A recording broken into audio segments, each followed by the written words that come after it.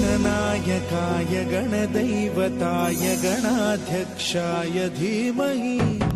गुणशरीराय गुणमण्डिताय गुणेशानाय धीमहि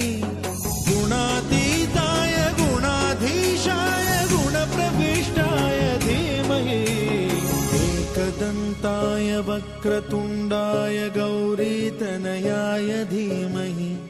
गजेशानाय भालचन्द्राय श्रीगणेशाय धीमहि